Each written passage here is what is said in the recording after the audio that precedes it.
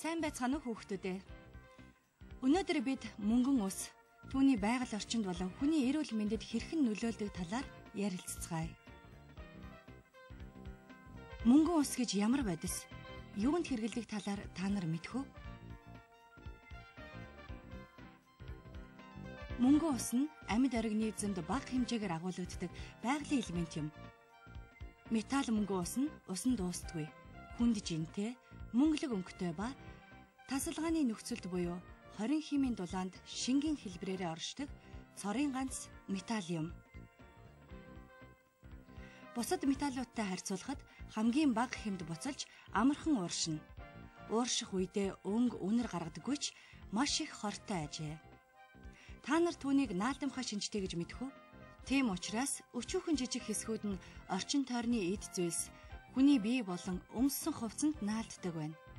Ингэснээр агаарт удаан хугацаагаар ууршин ойр орчныг бохирдуулж хүмүүсийн эрүүл мэндэд муугар нөлөөлдөг юм байна.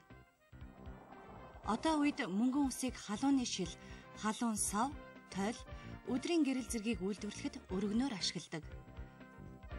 Харин тойл, металл хайлуулах үйлдвэр, цементний үйлдвэрийн хаягдал, цахилгаан станцын утаа, ялангуяа алт холборлолт зэрэг хүний үйл ажиллагаануудаас шалтгаалan байгаль орчинд мөнгөн усыг ихээхэн хэмжээгээр алдаж байна. Багшаа, алт холборлолт хүмүүс мөнгөн усыг яаж ашигладаг юм бол? 2000 жилийн тэртегээс хүн төрлөختөн мөнгөн усыг алт холборлолтод хэрэглэх аргыг нээжээ.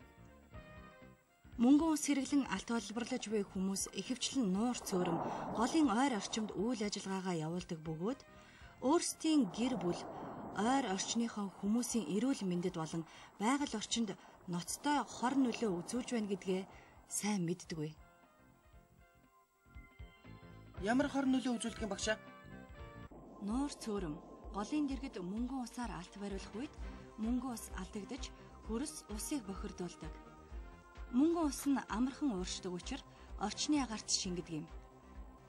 Ууршсан мөнгөн усны ихэнх хэсэг нь салхины нөлөөгөөр туугдан 2 км ба түүнээс ч хол зайд тархан хөрсийг бохирдуулдаг байна.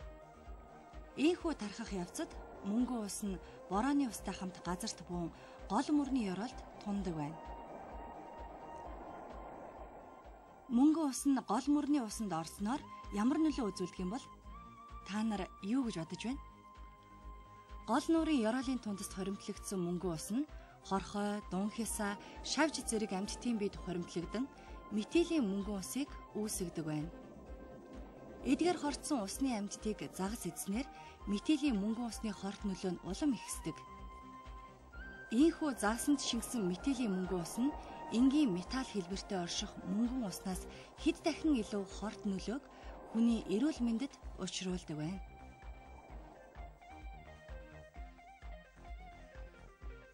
Хүүхдүүдээ, та нарт мөнгөн усыг яаж ашиглаж байснаа ярьж өгөхөөр гар аргаар алт холборлагч Сүхэ ах нь ирсэн байна. Сайн байцгаана уу хүүхдүүдээ. Намайг Сүхэ гэдэг. Ах нь 10 гаруй жил гар аргаар алт холборлож байна. Урд нь бид мөнгөн усны талаар сайн мэддэг байлаа. Мөнгөн усаар алтыг ялгаж авахын тулд бид эхлээд уулнаас алттай чулууг авчирдаг байлаа. Авчирсан чулууга терминд оруулаад дээрээс нь мөнгөн усаа хийдэг байсан юм. Бидний терм ихэвчлэн гол горхины ойролцоо ил задгаа байсан болохоор байгаль орчин нуур цөөрмийг ихээр бохирдуулж байжээ. Мөнгөн ус нь термдэж нунтгалсан чулуунаас алтыг ялгаруулдаг юм. Ингэж алтыг ялгаж авсан мөнгөн усаа альчин хуранд ороон мушгиж алтаа гарган авдаг байлаа. Тэгээд гарган авсан алтаа гэртээ авчирэн гал дээр үлдэгдэл мөнгөн усыг ууршуулан алтаа цэвэршүүлж авч байсан юм. Энэ үед мөнгөн ус нь агаарт ууршин бидний эргэн тойронд дэх хүмүүс, ялангуяа жирэмсэн их болон няра хүүхдэд маш муугар нөлөөлдөг болохыг эмч бидэнд ойлгуулсан юм. Мөнгөн усыг ил задгаа орчинд ууршуулснаар ойр орчимд байгаа хүмүүст шууд хортой нөлөө үзүүлдэг. Мөнгөн ус нь хоол хүнсний гинжин холбоосоор дамжин дотоод эргэтэн, зүрх, бөөр, элэг, уушиг зэрэг дотоод эрхтнүүдэд хортой нөлөө учруулдаг. Мөн тарих болон нойр булчирхайд нөлөөлснөөр хүний биеийн эрхтэнд үе мөчний саажилт явагддаг.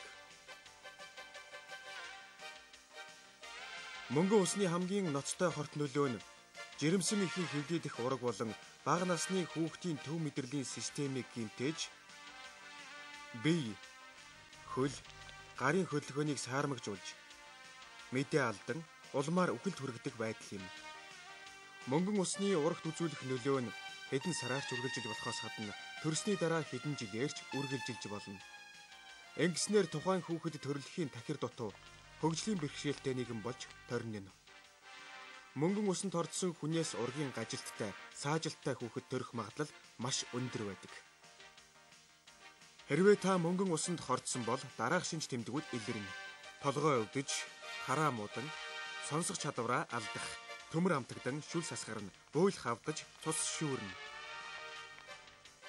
Мөн гарын хуруу чичрэн хөдөлгөөний дутагдалд орж, бичих чадвараа алдах, биеийн тэнцвэрийн алдан тамир тэнхэг болж, хэл ярианы чадвар муудна.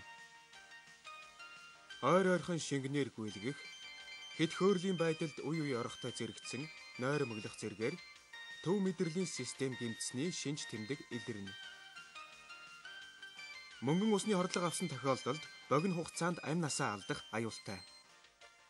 Харин малд болон мах сүв хүнсний ногоонд шууд нөлөөлдөггүй.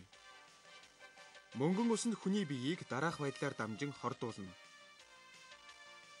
1-т ууршсан мөнгөн ус нь амьсгалын замаар, 2-т арьсаар дамжина, 3-т гол мөрний амьтдаар буюу хоол хүнсний замаар дамжина. Мөнгөн ус нь байгаль болон хүний ахуй орчинд удаан хадгалагддаг химийн онцгой хорт бодис юм. Тэгэхээр юуны өмнө иргэд маань мөнгөн усаар бохирдсон гол, нуурын амьтад болон загасны махыг хоол хүнсэндээ хэрэглэхгүй байхаас гадна цусаар дамжин бие эрхтэн гэмтэх, арьсаар дамжин хүний эрүүл мэндэд хор учруулдаг гэдгийг сайтар ойлгох хэрэгтэй. Сүхэ хаа, та хэд одоо ч гэсэн ингэж мөнгөн ус хэрэглэж байгаа юу? Одоо бид зохион байгуулалтаагаар ажиллаж мөнгөн усгүй шинэ технологиор алтыг цэвэршүүлж авч байгаа. Мөнгөн усгүй алтны хүдэр боловсруулах цехийг байгуулан амжилттай туршиж байна. Бид нэр өмнө нь хэрэгжилж байсан төхөөрөмжүүдэд илүү сайжруулан мөнгөн ус оролцуулахгүйгээр алтыг ялган авч болохоор боллоо. Бид цехтэй болсноор байгаль орчинд хор хөнөөл багтаа технологи хэрэглэн алтаа боловсруулан ажиллаж аз жаргалтай сайхан амьдарч байна.